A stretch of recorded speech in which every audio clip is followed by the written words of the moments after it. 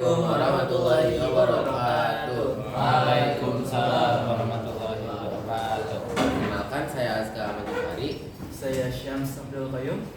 Kali ini kelompok kami akan membawakan materi tentang Asy'ariyah, Maturidiyah, dan perbandingan ajaran ilmu kalam. Langsung saja kita masuk ke materinya.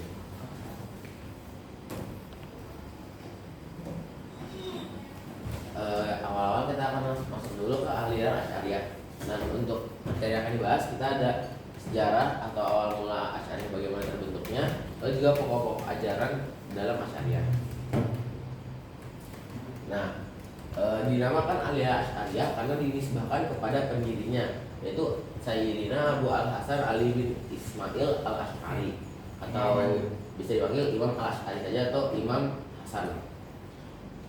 Beliau mengawali pelajaran ilmu kalam dari ayah tirinya yang bernama Ali Al-Jubai yang berakidah Mu'tazilah.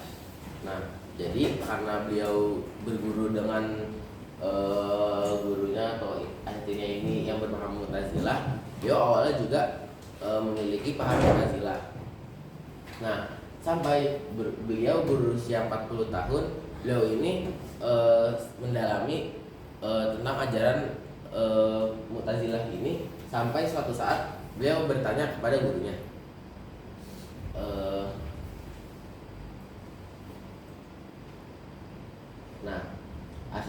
Imam Asy'ari ini datang mengajukan pertanyaan kepada gurunya tentang kedudukan orang mukmin, kafir, dan anak kecil.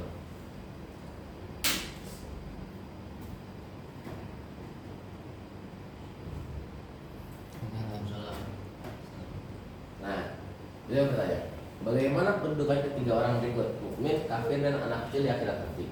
Gurunya menjawab, yang mukmin mendapat tempat yang baik di surga, yang kafir masuk neraka, dan yang kecil terbebas dari bahaya neraka. Terus, kalau yang kecil ingin memperoleh tempat yang lebih tinggi di surga, mungkinkah itu? Gurunya menjawab, tidak. Yang mungkin mendapat tempat yang baik itu karena kepatuhannya kepada Tuhan, sedangkan anak kecil belum melaksanakan kepatuhan itu. Kalau anak kecil itu mengatakan kepada Tuhan, itu bukanlah salahku. Jika sekiranya engkau beri kesempatan aku terus hidup, aku akan mengerjakan perbuatan baik seperti yang dilakukan orang mukmin itu. Jadi kayak pahamnya Imam Asy'ari ini kayak nggak adil gitu loh.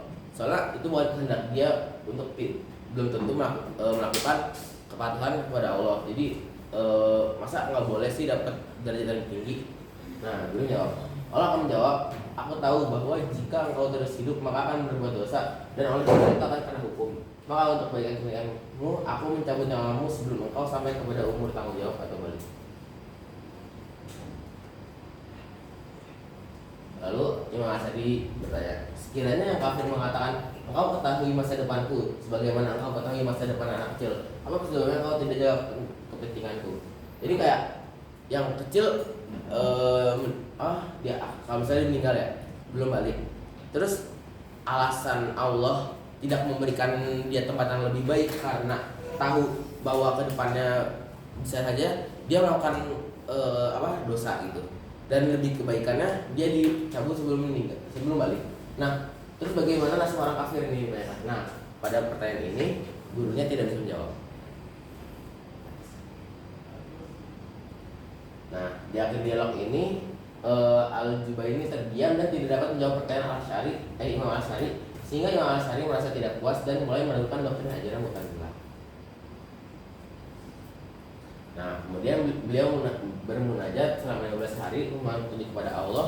Setelah 15 hari itu beliau yakin untuk meninggalkan paham Mu'tazilah karena paham tersebut tuh lebih mengutamakan akal dibandingkan Al-Quran dan hadis.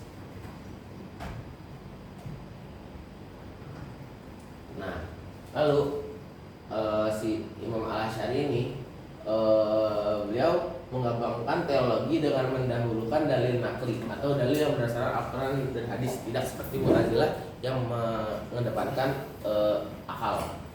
Aliran teologinya disebut dengan Ahlus Sunnah wal Jamaah karena lebih banyak menggunakan Al-Sunnah dalam merumuskan doktrin kalamnya.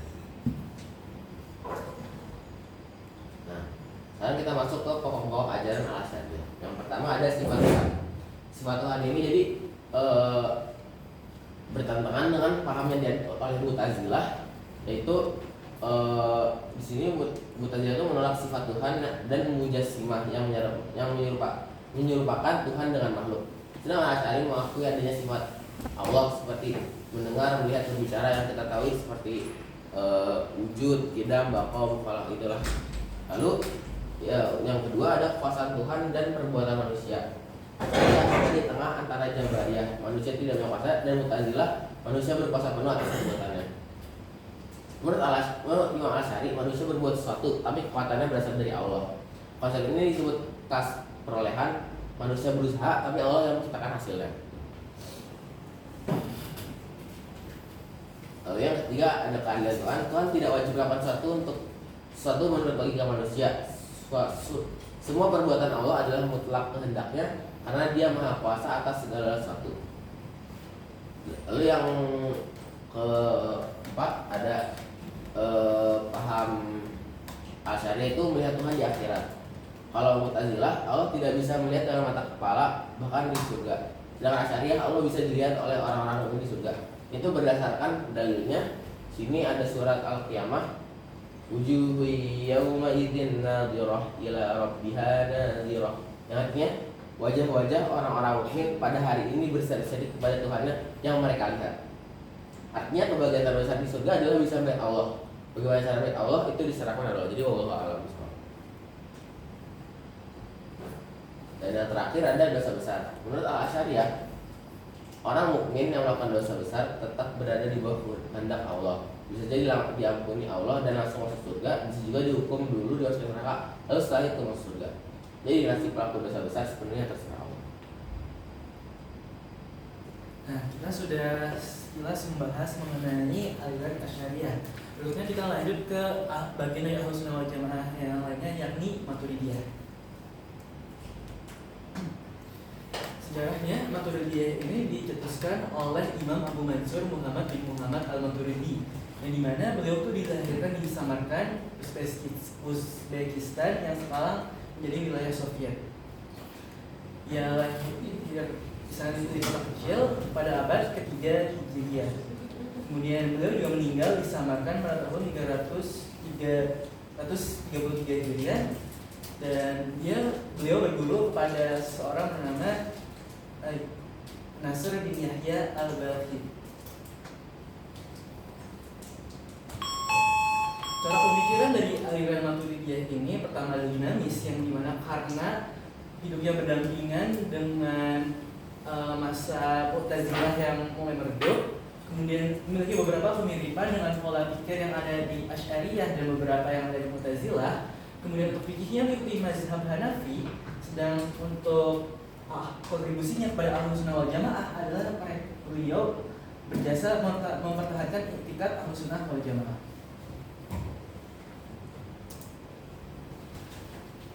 Imam Abu Mansur, atau bisa kita sebut sebagai Imam al-Maturidi, termasuk sebagai penulis yang produktif semasa hidupnya. Bisa dilihat di sini ada beberapa kitab yang akan menjadi rujukan bagi para penjunjung ilmu akidah kedepannya, seperti ada kitab Usuluddin atau kitab At-Tauhid. Aliran Maturidiyah ini sendiri bercabang menjadi dua, yakni Maturidiyah Samarkand dan Maturidiyah Bukhara, di mana Maturidiyah Samarkand adalah pengikut langsung dari Imam al-Maturidi, sedangkan Maturidiyah Bukhara dikembangkan oleh Imam al-Bazdawi. Untuk pokok aturan atau paham yang ada di Maturidiyah Samarkand tentang kewajiban mengenai mengetahui Tuhan, di mana disebutkan kalau akal dapat mengetahui kewajiban untuk mengenal Tuhan sesuai perintah Tuhan dan ayat Al-Quran, meskipun akal dapat mengetahui kewajiban itu sendiri datangnya dari Tuhan. Kemudian mengenai kebaikan dan keburukan menurut akal, kalau menurut Maturidiyah Samarkand ada kebaikan dan keburukan yang objektif, yang zati dari suatu tindakan atau perilaku, yang dimana akal ini dapat mengetahui sebagian dari kebaikan dan keburukan itu, yang dimana terbagi menjadi 3 jenis, yakni yang dapat diketahui kebaikannya oleh akal, yang tidak diketahui keburukannya oleh akal, dan yang jelas keburukannya dan kebaikannya oleh akal. Yang dimana untuk poin ketiga ini, baik buruknya hanya bisa diketahui melalui syarat atau perintah dari Tuhan. Jadi kewajiban untuk melakukan kebaikan atau menjauhi keburukan hanya dapat diketahui melalui syarat atau wahyu karena taklif atau perintah agama datangnya dari Tuhan. Ini berbeda dengan Asy'ariyah yang menyatakan kebaikan dan keburukan bergantung kepada perintah atau larangan Tuhan semata.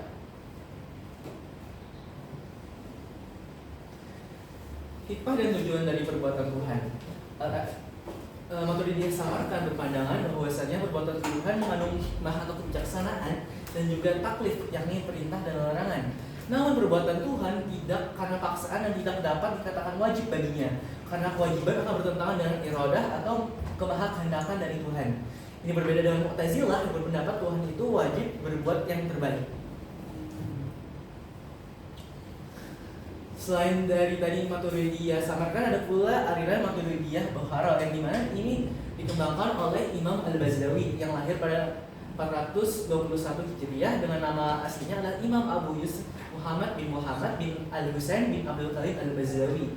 Yang dimana kakeknya Abdul Karim adalah murid langsung dari Imam Al-Maturidi. Imam Al-Bazdawi sendiri mempelajari berbagai disiplin ilmu, termasuk pemikiran Mu'tazilah dan Al-Asy'ari. Ya, kemudian pemikiran dari Maturidiyah Bukhara ini lahir karena kitab At-Tauhid dan kitab At-Tawilah Al-Quran. Untuk pokok-pokok ajaran Maturidiyah Bukhara, yang pertama mengenai akal dan wahyu, di mana kalau menurut aliran ini, akal tidak dapat mengetahui kewajiban mengerjakan yang baik dan yang menjauhi yang buruk. Akal hanya dapat mengetahui baik dan buruk secara teoritis saja. Kemudian mengenai sifat Tuhan, kekekalan sifat Tuhan berdiri dengan zatnya sendiri, bukan melalui kekekalan sifatnya. Jadi zat Tuhan sendiri yang kekal, bukan sifat-sifat yang melingkupinya. Lalu Tuhan tidak mempunyai sifat jasmani seperti tadi Asy'ariyah tidak mempunyai sifat jasmaninya. Dan ayat Al-Quran yang menggambarkan Tuhan dengan sifat jasmani harus ditakwil atau diinterpretasi terlebih dahulu. Tidak bisa dimaknai secara literal apa yang tertera dalam Al-Quran kalau misalnya Tuhan digambarkan memiliki raga. Tuhan itu seperti istiwa, yang berarti menguasai dan memaksa. Mata atau tangan bukan anggota badan. Berikutnya mengenai kalau Allah Subhanahu wa Ta'ala, yang dimana mereka menyatakan bahwa Al-Quran itu kekal dan tidak diciptakan, jadi bukan makhluk. Selain itu kalamullah adalah sesuatu yang berdiri dengan zatnya. Adapun yang tersusun dalam bentuk surat dengan awal dan akhir adalah kalamullah dalam bentuk kiasan majas. Jadi apa yang kita baca sehari itu adalah majas atau kiasan saja, bukan kalamullah yang sejati, karena kalamullah yang sejati itu berdiri sendiri dengan zatnya. Lalu mengenai perbuatan manusia, dalam perwujudan perbuatan terdapat dua jenis perbuatan, yakni perbuatan Tuhan, yakni penciptaan perbuatan manusia, dan perbuatan manusia, yakni melakukan perbuatan yang telah diciptakan oleh Tuhan. Dengan kebebasan manusia dalam kemauan dan perbuatannya, kalaupun ada, adalah sangat kecil. Berikutnya mengenai janji dan ancaman. Tuhan yang mungkin melanggar janjinya untuk memberi pahala kepada orang-orang yang berbuat baik. Namun, bukan tidak mungkin membatalkan ancaman hukuman bagi orang-orang yang berbuat jahat. Nasib orang yang berdosa besar ditentukan oleh kehendak mutlak Tuhan. Bisa diampuni atau disiksa sementara selamanya. Jadi kita sebagai manusia selama masa hidup tidak bisa mencap kafir atau musyrik, karena yang sejatinya bisa berkehendak untuk menjatuhkan hukuman di sini hanya Allah Subhanahu wa Ta'ala. Berikutnya ini adalah sekilas perbandingan antara Asy'ariyah, Maturidiyah serta beberapa aliran kalangan lainnya. Pertama dari segi akal dan wahyu. Kalau menurut Mu'tazilah, akal mampu mengetahui Tuhan baik buruknya dan kewajiban bersyukur tanpa wahyu, tanpa menggunakan wahyu. Di mana wahyu di sini hanya digunakan sebagai konfirmasi dan penjelasan rinci saja. Yang melakukan pemikiran adalah akal manusia. Kalau Asy'ariyah, baik dan buruk kewajiban itu hanya ditentukan oleh wahyu dan akal tidak berperan sama sekali. Sedangkan untuk Maturidiyah, akal tahu Tuhan dan baik buruknya, tapi penetapannya oleh wahyu. Kalau versi Al-Bazdawi, pengetahuannya via akal dan kewajibannya via wahyu. Lalu untuk iman dan kufur untuk paham Mu'tazilah itu iman dengan ikrar plus tasdid plus amal. Yang satu fasik, jadi atau orang itu bukan mukmin atau kafir mutlak.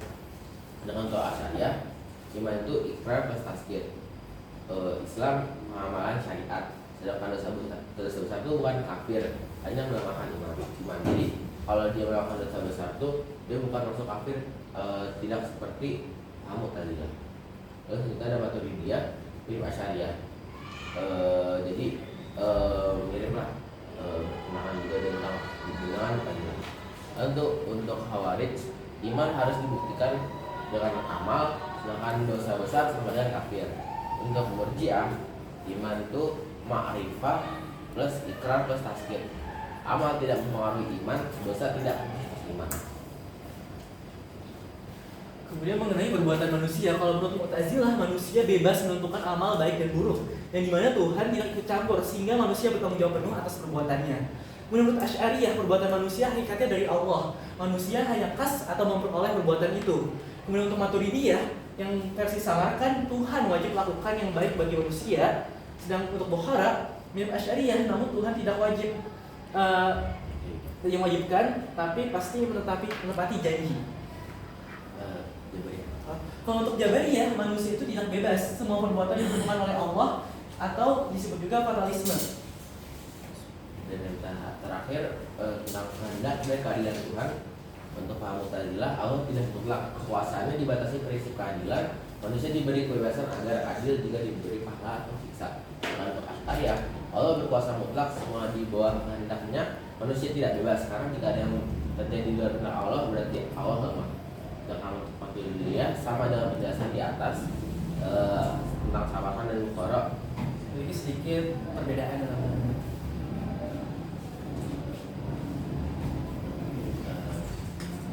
Oke, baik, pembahasan atau diskusi kami mengenai materi Maturidiyah dan Asy'ariyah sudah selesai. Sebelumnya kami mohon maaf atas keterlambatannya. Terima kasih teman-teman yang telah menyimak dan mohon maaf bila ada kekurangan atau kekeliruan yang terdapat dalam presentasi kami. Karena waktu yang sudah menipis, kami akhiri presentasi kami. 3, 2, 1. Wassalamualaikum warahmatullahi wabarakatuh. Waalaikumsalam warahmatullahi wabarakatuh.